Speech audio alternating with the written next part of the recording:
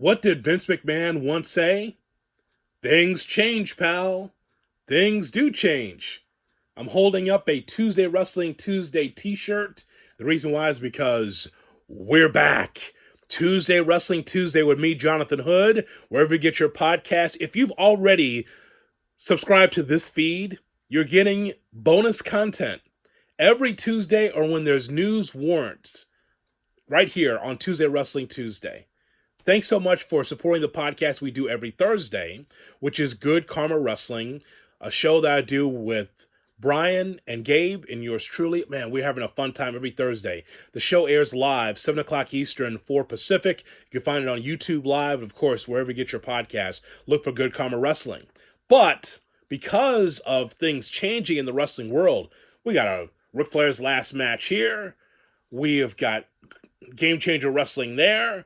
We've got WWE Raw and SmackDown, even more interesting than it ever has been over the last 2 or 3 years.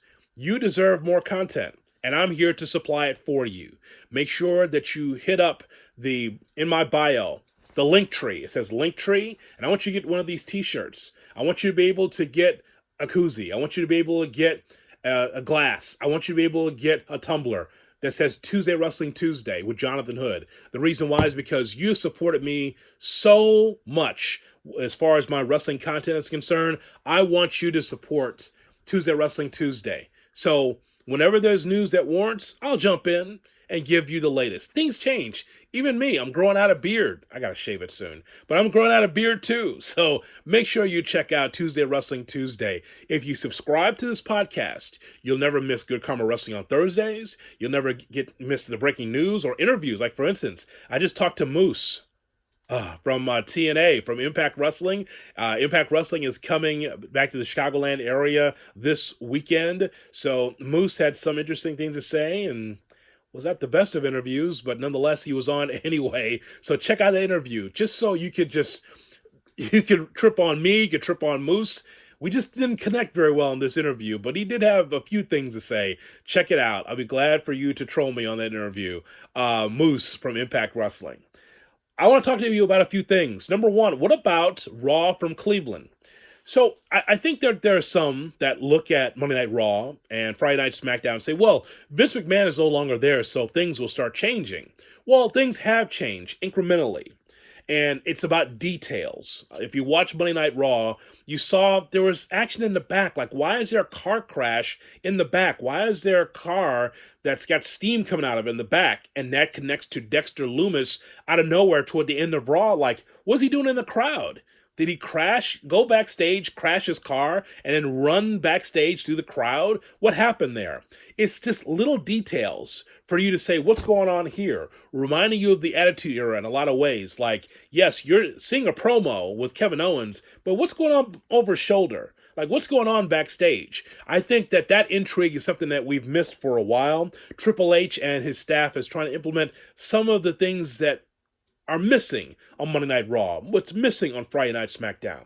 But as far as Raw in Cleveland is concerned, a number of matches. First of all, Seth Rollins against Angelo Dawkins. For me, this matchup that Seth Rollins had against Angelo Dawkins was better than the matchup he had against Montez Ford.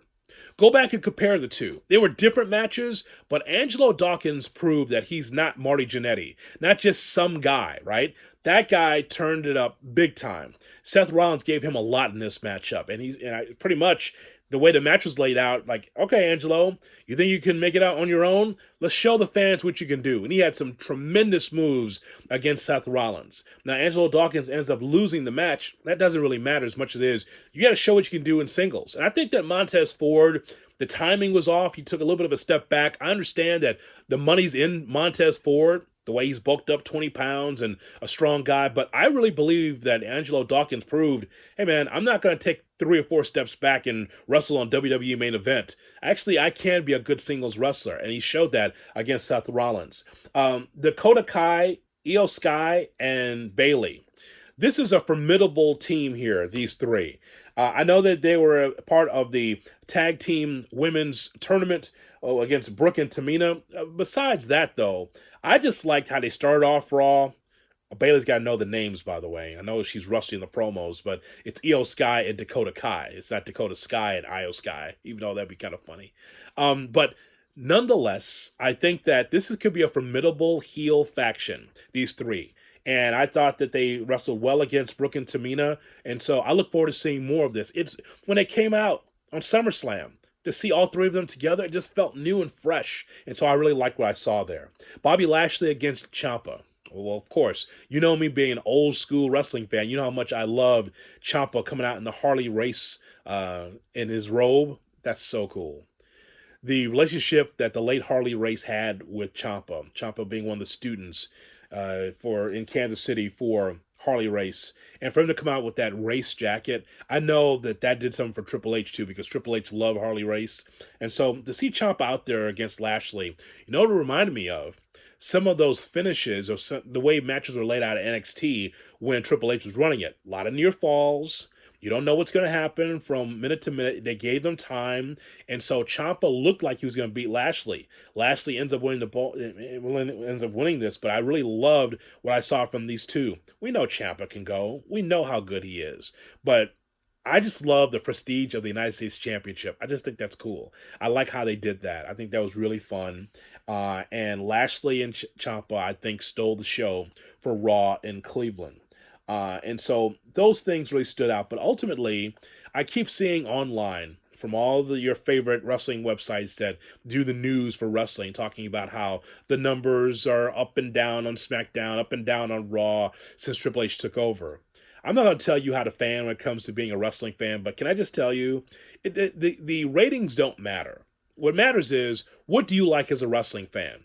What do you like? Do you like what you see from Raw and SmackDown? Do you like what you see from AEW? Do you like what you see from MLW, NWA, New Japan, the Indies? What do you like? That's what it comes down to. The idea that keeps being written, well, Raw is down 19% from where it was last week. Hey, man, we're busy people. This is why we have DVRs and we can be able to watch it later. Listen, 3 hours is still a lot for Raw, but I think we saw some intrigue for what they're trying to do, trying to keep you invested with, I don't know, pro wrestling, good promos, talking about what's going to happen next week and in 2 weeks.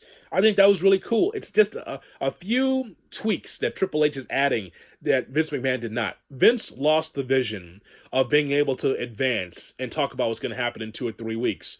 It was always about what's going to happen tonight. Well, what about next week? What about in 2 weeks? What about the pay-per-views? He never really got that, and I think he lost that along the way. Speaking of AEW, the match of the weekend for me was Claudio Castagnoli against Takeshita. That matchup for the Ring of Honor Championship. And again, the write-up is, look at what's going on with the ratings, and that doesn't matter. It's Saturday night. I DVR'd it. I watched it on Sunday morning, and I said, man, that's a banger. And if the ROH brand had regular television, or if they were just on YouTube where you could be able to watch a weekly show, I think it means a little bit more. We know how good Claudio is, but that matchup, if you haven't seen it, find a link. Find a way to be able to see that matchup. That was tremendous with Claudio and Takeshita. Takeshita, by the way, is he officially signed with AEW or with Ring of Honor? I hope that he's got pen to paper, because you hate for him to go someplace else. I don't know, WWE, someplace else, because that guy is going to be a superstar. He's had all the top matches against all the top stars in AEW. It's time for him to be able to have a contract. We come to find out that John Laurinaitis officially gone from the WWE, and rightfully so. That's kind of a well-kept secret in the business. It's kind of like, okay, where's Johnny? Johnny hasn't been around. You knew he's going to be one of the fall guys for what happened there in the company. Officially gone in the WWE. And apparently, according to some wrestlers and also female wrestlers on the staff, they're kind of happy to see Johnny go. Says a lot about John Laurinaitis and his time in the WWE. There's details about Ric Flair's last match on this podcast feed. I was part of a roundtable discussion with guys I hadn't even met before. Part of adfreeshows.com, the Conrad Thompson Empire. Hear my thoughts about Ric Flair's last match on this podcast feed. If you're just tuning in, you're like, okay, what is this? Hey, it's Tuesday Wrestling Tuesday. Go back in the archives of the podcast and check out this roundtable discussion I had regarding Ric Flair's last match. $400,000 gate for what happened in Nashville, Tennessee for Ric Flair's last match. A really, I think, solid card. Maybe the main event wasn't your cup of tea, but I thought they had some really good matches there. So I really had a fun time with that. AEW, there's rumors that they might go to 2-day pay-per-views. A lot of the AEW pay-per-views, when they have one, it's usually in excess of 4.5 hours, 5 hours. The WWE smartened up. What about AEW? There could be a possibility of them having 2-day pay-per-views, a Saturday and a Sunday. Maybe that'll happen, Sunday when they come to Hoffman Estates for their big Labor Day special. We'll see about that. Hey, don't forget, we're back here. Tuesday Wrestling Tuesday. It's because of you, because of how great you've been to me. I got to give back to you. I can't wait until Thursday to tell you all the news that's going on in wrestling. So I'll stop by here with Tuesday Wrestling Tuesday. Buy yourself a t-shirt. Check out this t-shirt I've got here. It's I think it's great. It's one of my favorite t-shirts to wear. Tuesday Wrestling Tuesday. In any color you want, check it out. And also glasses and mugs and tumblers. We've got the merchandise available for that and the Under the Hood podcast. That's coming back this fall as well. So make sure to tell someone. Jonathan Hood Talks Wrestling.